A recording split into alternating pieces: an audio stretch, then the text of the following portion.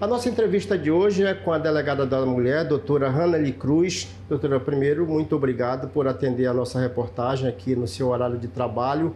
E a gente vai falar sobre a sua atividade, né, que é o combate de crimes contra as mulheres. Vamos começar falando, doutora, sobre os crimes mais comuns que chegam aqui para a senhora na Delegacia da Mulher de Itaituba. Ciúme, tortura psicológica, agressão física. Desses crimes, quais são os mais comuns? Na verdade, o crime mais comum é o crime de ameaça, o que condiz com o ciclo da violência, né? Porque geralmente não ocorre a lesão física de imediato. Primeiro há violência psicológica, ameaça e depois há uma progressão para a violência física. Então, o crime que a gente mais identifica aqui nas ocorrências é o crime de ameaça. Tá, e as mulheres, elas chegam direto com a senhora ou elas vêm encaminhadas por amigas, alguma instituição que presta acolhimento a essas mulheres que estão em situação de vulnerabilidade? Doutora, como é que chegam aqui esses crimes? Geralmente elas vêm por elas mesmas aqui na delegacia. A gente tem acompanhado, doutora, em nível nacional e aqui também, chegam muitos com certeza, a gente tem a percepção de que tem aumentado esses crimes aqui. É claro que a gente não tem dados, aqui em Itaituba é muito difícil a gente ter dados, mas há uma percepção de que esses crimes têm aumentado bastante, né? Não dá para falar se realmente aumentou ou se as mulheres têm mais conhecimento dos direitos dela, né? Porque antes tinha muito subnotificação dos crimes contra a mulher. Pois é, nessa onda de crimes contra as mulheres, doutora, as mulheres, elas estão mais propensas, a gente pode dizer que elas já não suportam mais, que já bateu no teto, elas criaram mais coragem para denunciar seus agressores? Eu entendo que sim, que a gente tem que evoluir muito, né? Porque muitas das mulheres ainda se colocam em si a culpa, né, de uma violência e tal, mas hoje em dia a gente tem mais acesso à informação e elas conhecem mais os direitos delas. Tá. Os crimes, assim, as mulheres, elas, por conta do marido ainda ser aquela pessoa que sustenta a casa, isso faz com que as mulheres também tenham um certo receio de denunciar os seus agressores, porque ele é o provedor da casa, porque ele sustenta e ela tem medo de perder essa condição de estar sempre sendo sustentada por ele? Com certeza, por isso que é importante a atuação do enfrentamento da violência contra a mulher em rede, né? Porque não basta apenas a punição do agressor, mas que a vítima seja encaminhada para assistência social, para que a assistência social veja quais são os benefícios assistenciais que são cabíveis a ela. E também é importante política pública de cursos técnicos, para que a mulher consiga sair dessa dependência econômica, porque muita mulher realmente acontece de pedir a medida e aí ela não tem como se sustentar e ela acaba voltando, retirando a medida, porque ela não tem condições de sustentar os filhos, entendeu? Sim. E esse é um crime que ele está em todas as camadas sociais, né, doutora? A gente não pode dizer que são apenas esses crimes ocorrem com maior frequência nas camadas mais baixas. Eles estão em todas as camadas da sociedade, né? Sim, mas aqui a demanda é mais das mulheres mais vulneráveis mesmo. Claro que tem também denúncia por parte das classes mais abastadas, mas o geral aqui são mulheres em situação de vulnerabilidade econômica. A senhora falou agora há pouco em medidas protetivas. Tem muitas mulheres aqui com medida protetiva que buscam a justiça, encaminhadas aqui pela DEAN para conseguir medidas protetivas? Sim, na verdade não tem como eu dar um número específico, porque as medidas protetivas, o juiz defere um tempo, né? E algumas são por 120 dias, outras por 6 meses, e a mulher tem que vir aqui para pedir a renovação. O dado que eu tenho agora, por exemplo, é que desde janeiro até hoje, nós solicitamos 102 medidas protetivas. E todas elas foram concedidas pela Justiça? Sim, foram concedidas. Aqui tem muitos crimes que acontecem na zona rural do município, nas comunidades do interior. Essas demandas chegam aqui para a senhora também na Delegacia da Mulher? Chegam. Também há os canais de denúncia anônima, né, que fazem a comunicação desses crimes. Elas também, às vezes, elas vêm para fazer a denúncia e também as bases da Polícia Militar trazem o flagrante. Já aconteceu de vir de avião, dos garimpos. E aí eles chegam e a gente faz o flagrante aqui na DEAM. Na região garimpeira, onde é uma área assim, agora nem tanto, mas antes era uma área mais hostil, principalmente para a presença de mulheres, vem muitos casos dessas regiões para cá, para a Delegacia da Mulher? Sim, mas ainda eu acho que é uma subnotificação, porque o acesso é muito difícil. Da própria mulher, eu acho que ela não fica muito estimulada a fazer a denúncia, porque tem que pegar barco, tem que arranjar um avião, porque às vezes nem de embarcação dá para vir, entendeu? O acesso é bem complicado. E às vezes a mulher também tem filhos e ela pensa também em talvez não querer deixar os filhos, né, para vir se deslocar para fazer isso também. Tudo isso são empecilhos que acabam levando a essa subnotificação, né, doutora? É. Doutora, e essa rede de proteção, ela aqui em Itaituba, ela funciona, ela atende, ela acolhe bem essas mulheres que são vítimas de violência?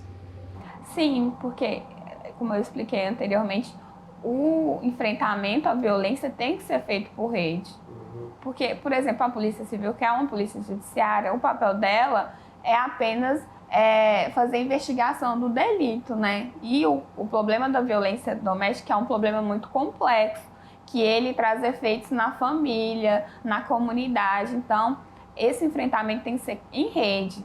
Tem várias instituições que fazem parte, que o Ministério Público, a Defensoria Pública, porque em conjunto dessas infrações penais também tem questão de alimentos, de guarda, de divórcio. Nós temos também a atuação dos CRAS e do CREAS, né? Nós temos a atuação da Coordenadoria de Políticas Públicas, da Prefeitura também. Então, a atuação é em rede. Importante também frisar que a comunidade também tem seu papel de fazer as denúncias. Certo. Antigamente existia no Código no Código Penal a questão da legítima defesa da honra, que os homens às vezes se apegavam a isso para justificar as agressões contra as mulheres. Isso já não existe mais, mas muita gente ainda pelo instinto machista ainda se apega a isso, né, doutora? O Supremo Tribunal Federal decidiu que não pode ter absolvição no tribunal do júri em caso de feminicídio por conta da legítima defesa da honra, porque ela é atentadora da dignidade da mulher, né? Mas muitos homens ainda utilizam, e assim, não é instinto, porque o instinto é algo natural e o machismo é algo estrutural, né? A gente reproduz o machismo todos os dias, porque nós crescemos numa sociedade patriarcal. Até pouco tempo a mulher era vista como objeto do homem, tanto do seu pai quanto do seu marido, né? Eu costumo falar que antes não existia diferença entre nós mulheres e um objeto, uma cadeira, entendeu? Nós não herdávamos, nós não tínhamos direito de ter, por exemplo, um comércio, entendeu? E até hoje nós temos resquícios disso, da mulher sendo tratada com propriedade. Esse sentimento de posse ainda existe nos homens? Existe. E a Lei Maria da Penha, doutora? Na sua percepção, como profissional dessa área, como é que a senhora vê essa lei, esses avanços conseguidos através da Lei Maria da Penha? Eu entendo a Lei Maria da Penha como um grande avanço no Brasil, porque ela trouxe um tratamento diferenciado para as mulheres, porque as mulheres não estão em pé de igualdade com os homens, né? Alguns homens costumam falar que não tem a Lei do João, né? Por quê? Porque os homens sempre estiveram numa situação de poder superior à mulher, então a gente tem que tentar igualar. As medidas protetivas, apesar de muitas pessoas falarem que é só um papel, funciona. O que não funciona é o que vai para a mídia, entendeu? Na maioria das vezes funciona, claramente.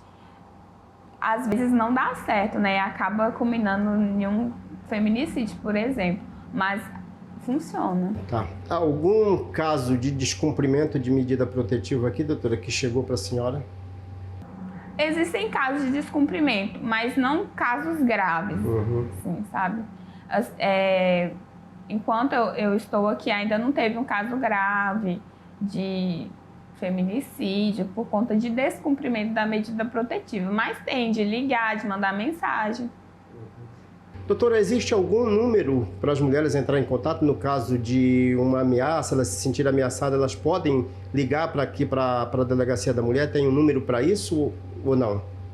É porque o ideal é que elas venham aqui para a gente prosseguir com a investigação, entendeu? Porque tem que ser feito boletim de ocorrência, assinatura. Nós temos um número interno, mas ele não serve para denúncia específica, porque tem canais específicos, denúncia anônima. Se tiver acontecido no crime, no momento ela pode ligar para o plantão da Polícia Militar também. A Polícia Militar atende 24 horas, né? Sim. Doutora, além desses crimes que acontecem, são crimes domésticos, esses crimes acontecem no seio das famílias, em casas, mas existem outros crimes que as mulheres são vítimas também, que são os casos de importunação sexual, casos de assédio, que acontecem em outros ambientes, inclusive no ambiente de trabalho, em transporte coletivo, que não é muito o nosso caso aqui, mas na rua também. Esses casos chegam para a senhora? Sim. Tanto o crime de importunação sexual, quanto o crime de estupro, que independe da relação afetiva entre as partes. Assédio sexual a gente não tem muito, porque tem que ter hierarquia, né? Uhum. Ano passado a gente teve 4 casos de instauração de procedimento de importunação. Esse ano a gente teve mais um estupro, a gente também teve casos. Uhum. Tem muitos casos de estupro, né? Aqui em Itaituba. Tá. Doutora, para a gente finalizar a nossa entrevista, o que a senhora diria para as mulheres que estão assistindo essa entrevista ao vivo no Focalizando, ou para quem vai assistir nas redes sociais? Qual é a mensagem de encorajamento que a senhora dá para quem está se sentindo, para quem está passando por uma situação dessa e ainda não tomou coragem para denunciar o seu agressor?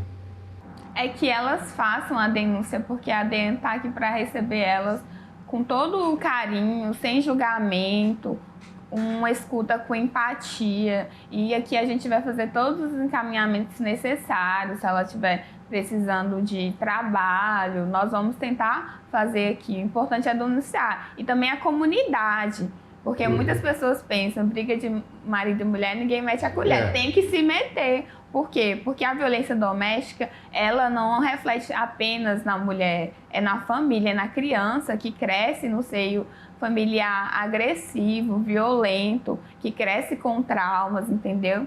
E essa violência, ela reverbera por toda a sociedade. Então, a comunidade também tem que denunciar se vê alguma situação de violência doméstica. Tá certo. Doutora, muito obrigado por essa entrevista. Eu que agradeço. Tá certo.